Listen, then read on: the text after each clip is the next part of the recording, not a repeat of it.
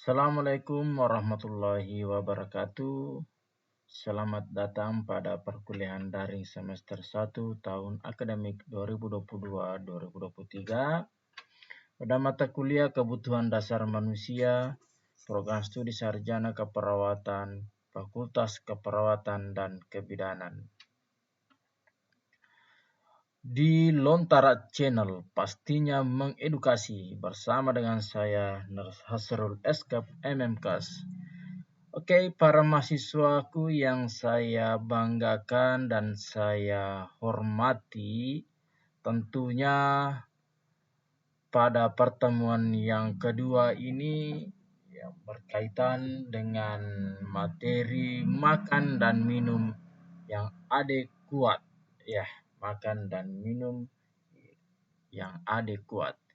Setelah kita membahas di pertemuan pertama atau materi yang pertama, yaitu bernafas dengan normal, selanjutnya materi kedua berkaitan makan dan minum adekuat yang adekuat ya.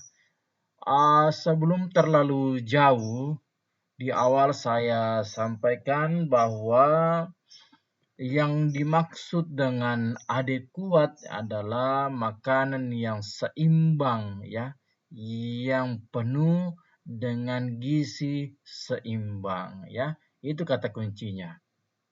Oke, langsung saja nutrisi ya. Ya, kenapa nutrisi? Karena berbagai makanan-makanan yang kita konsumsi sebenarnya yang paling dibutuhkan oleh tubuh manusia adalah nutrisi. Karena nutrisi itu terdapat di dalamnya vitamin, zat-zat yang sangat dibutuhkan oleh tubuh ya. Nah, ini sudah dipaparkan oleh teman kita mahasiswa kelompok 2 berkaitan dengan nutrisi ya. Ini pengertian dari menurut Alimul pada tahun 2015 itu dia mengatakan bahwa nutrisi merupakan proses pemasukan dan pengolahan zat makanan oleh tubuh yang memiliki tujuan untuk menghasilkan energi dan digunakan dalam aktivitas tubuh. Sekarang ini sudah banyak ya teori-teori yang berkaitan dengan nutrisi. Namun pada dasarnya atau benang merahnya itu energi nutrisi adalah proses yang menghasilkan energi ya. Tanpa nutrisi mustahil adanya energi. Nah, itu yang harus anak-anakku sekalian pahami. Nah, di layar saya ini atau para mahasiswa bisa melihat sendiri yang mana sih dimaksud dengan antara lain dari nutrisi-nutrisi itu ya. Ada karbohidrat, ada protein, ada lemak, ada mineral, ada air, ada vitamin ya. Jadi beberapa elemen-elemen yang ada dalam nutrisi ini harus adekuat oleh yang dikonsumsi oleh tubuh kita, harus seimbang ya. Dalam mengkonsumsi makan dan minuman itu tidak hanya karbohidratnya, tetapi juga proteinnya. Tidak hanya protein saja, tetapi juga lemaknya, mineral, vitamin dan sebagainya. Ya, jadi ketika kita makan ya perhatikan apakah ini mengandung karbohidrat atau mengandung protein atau mengandung unsur-unsur lemak. Ketika kita mengkonsumsi buah-buahan, kita lihat ini mengandung vitamin atau tidak. Ya, begitupun juga dengan air ya. Jadi kata kunci dari yang adekuat ini adalah dari keenam elemen-elemen nutrisi ini harus wajib kita konsumsi untuk menghasilkan nutrisi yang baik dan akan juga menghasilkan energi yang maksimal untuk tubuh manusia. Ya, yang pertama adalah karbohidrat. Karbohidrat merupakan sumber energi utama. Hampir 80% energi dihasilkan dari karbohidrat. Setiap 1 gram karbohidrat menghasilkan 4 kilokalori. Karbohidrat yang disimpan dalam hati dan otot berbentuk glikogen dengan jumlah yang sangat sedikit. Glikogen adalah sintesis dari glukosa, pemecahan energi selama masa istirahat atau berpuasa. Kelebihan energi karbohidrat. Ini juga bisa ada kelebihan energi karbohidrat ya. Nah, pada pasien penyakit penderita diabetes mellitus itu mengalami gangguan pada sistem endokrinnya yang mengakibatkan meningkatnya kadar glukosa pada tubuh pasien tersebut. Sehingga memang karbohidrat ini sangat dibutuhkan ataupun jumlah persentasenya itu 80% itu energi dihasilkan dari karbohidrat ya. Jenis-jenis makanannya ya seperti beras ya, seperti pisang, seperti Indomie. Ya itu semua jenis-jenis makanan yang mengandung karbohidrat. Nah, kemudian untuk protein ini sebagai pertumbuhan, dia mempertahankan dan menggantikan jaringan-jaringan tubuh. Setiap 1 gram protein menghasilkan 4 kilokalori. Bentuk sederhana dari protein ini adalah asam amino. Asam amino disimpan dalam jaringan dalam bentuk hormon dan enzim. Asam amino esensial tidak dapat disintesis dalam tubuh tetapi harus didapat dari makanan. Jadi tidak bisa disintesis, artinya tidak bisa, tubuh ini tidak bisa dengan sendirinya memproduksi asam amino ya, yang dicontohkan kan asam amino. Jadi tidak bisa disintesis. Harus didapatkan dari makanan sehingga ketika kita mengkonsumsi sayur-sayuran, daging, telur, kacang-kacangan, itu akan mengandung asam-asam amino yang dibutuhkan oleh tubuh kita. Ya, itulah kenapa makan dan minum yang harus adekuat. Selain karbohidrat, harus diperhatikan juga protein, harus juga diperhatikan vitamin, harus juga diperhatikan air dan mineral. Ya. Lemak atau lipid ini merupakan sumber energi yang paling besar. Zat-zat yang mengandung lemak misalnya fosfolipid yaitu ikatan lemak dengan garam fosfor, glikolipid yaitu ikatan lemak dengan glikogen. Sumber lemak berasal dari nabati dan hewani. Lemak nabati mengandung lebih banyak asam lemak tak jenuh seperti terdapat pada kacang-kacangan, kelapa, dan lain-lain sebagainya. Sedangkan lemak hewani banyak mengandung asam lemak jenuh dengan rantai panjang seperti pada daging sapi, kambing, dan lain-lain sebagainya. Jadi ada 2 kandungan lemak. Di dalam kandungan lemak itu lemak tak jenuh dan lemak jenuh. Tentunya lemak tak jenuh ini bersumber dari makanan-makanan yang terdapat pada buah-buahan ya.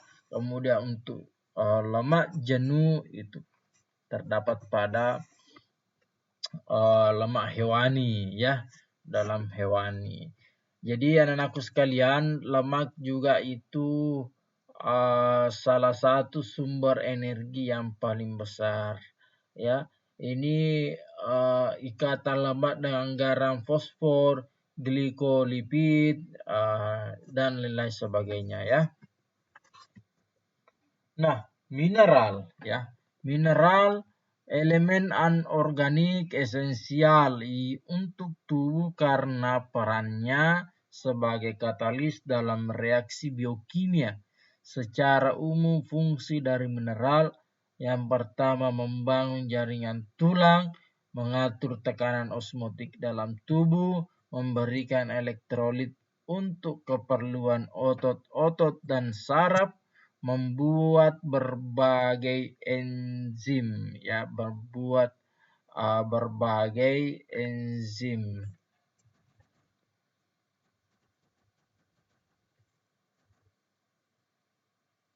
Ya, jadi anak-anakku juga harus pahami bahwa uh, mineral ini mengatur, ya, selain membangun jaringan tulang, memberikan elektrolit, juga membuat berbagai enzim-enzim yang dibutuhkan oleh sel-sel tubuh, juga itu mengatur tekanan osmotik. Nah, ini yang penting juga osmotik. Apa itu osmotik? Ya, osmotik adalah tekanan yang dibutuhkan untuk mempertahankan keseimbangan osmotik antara suatu larutan dan pelarut murninya yang dipisahkan oleh suatu membran semi permeable yang dapat ditembus hanya oleh pelarut tersebut. Atau dengan kata lain, tekanan osmotik adalah tekanan yang diperlukan untuk menghentikan osmosis. Ya, seperti itu anak-anakku sekalian. Ya, jadi tekanan osmosis sendiri itu terjadi ketika dua larutan dengan konsentrasi pelarut yang berbeda dipisahkan menggunakan sebuah membran. Molekul pelarut kemudian melewati membran semi-permeable dari larutan dengan konsentrasi rendah ke larutan yang lebih pekat. Perpindahan ini akan terus terjadi hingga tercapainya keseimbangan. Jadi kapan tercapai keseimbangan? Apabila jumlah mineral di dalam tubuh manusia itu sesuai dengan kebutuhan tubuhnya. Selanjutnya itu vitamin. Ya, vitamin adalah substansi organik, keberadaannya sangat sedikit pada makanan dan tidak dapat dibuat dalam tubuh. Vitamin sangat berperan dalam proses metabolisme karena fungsinya sebagai katalisator. Ya, vitamin dapat diklasifikasikan vitamin yang larut dalam air seperti B kompleks, B1, B2, B3 dan lain sebagainya. Vitamin yang larut dalam lemak, vitamin A, D dan seterusnya. Adapun fungsi vitamin untuk pertumbuhan, perkembangan dan pemeliharaan kesehatan. Saya rasa untuk anak-anakku sekalian dan kita semua dalam keseharian tentunya kita telah mengkonsumsi vitamin, ya, atau buah-buahan yang mengandung vitamin. Dan memang bukan menjadi rahasia lagi bahwa vitamin-vitamin inilah yang menjadi sumber peningkatan imunitas oleh tubuh sehingga tubuh kita tidak mudah lelah, tidak mudah jatuh sakit. Ya, itu semua peranan dari vitamin-vitamin yang kita konsumsi. Air, ya, selanjutnya air itu komponen tubuh yang sangat penting karena fungsi sel bergantung pada lingkungan air.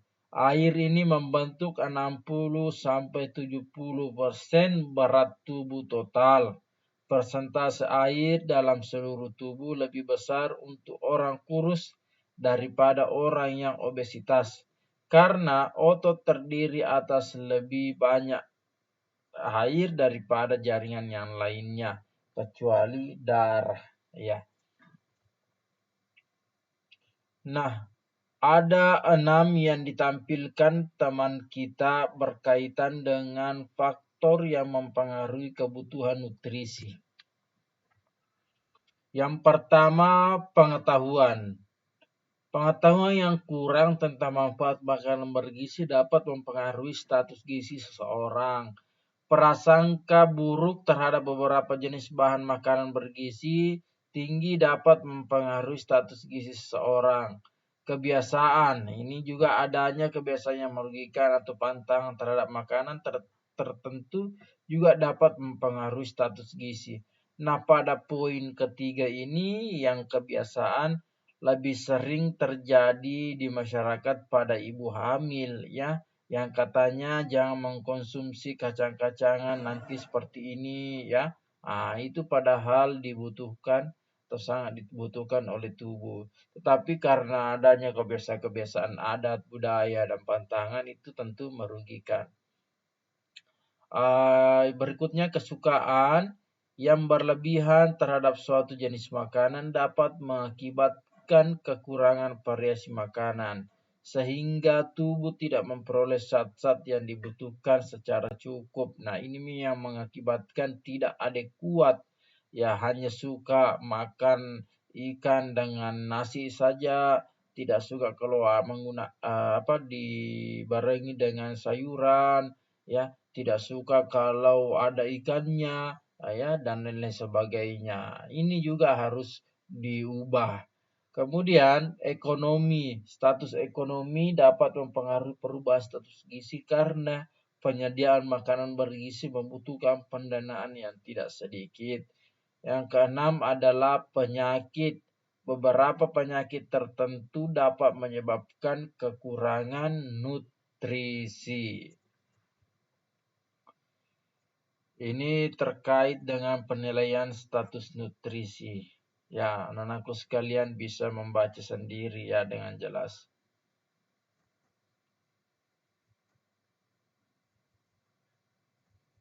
Ini kok dimunculkan evaluasi keperawatan. Ya, yang saya minta adalah makan dan minum yang adekuat. Ini saya rasa tidak perlu.